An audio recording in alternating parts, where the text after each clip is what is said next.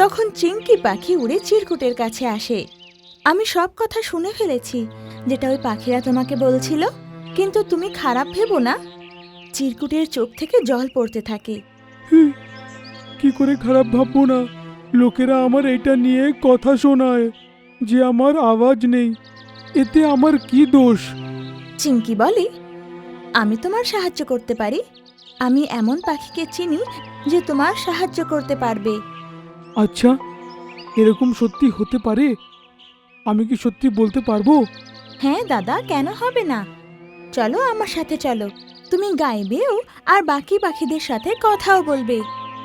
কালো পাহাড়ের কাছে যে বট গাছ আছে তাতে এক পেঁচা চিকিৎসক থাকে। তিনি ভালো চিকিৎসক আর উনি তোমার সাহায্য নিশ্চয়ই করবে।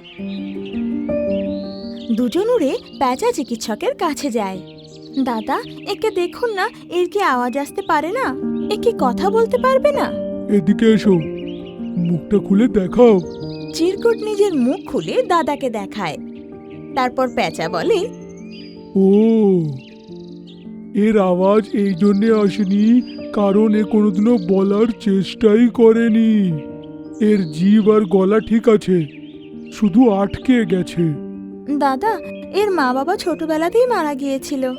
বাকি টিয়ারা একে নিজের সাথে রাখলো না, তাই জন্যে ও কথা বলতেই শিখতে পারলো না।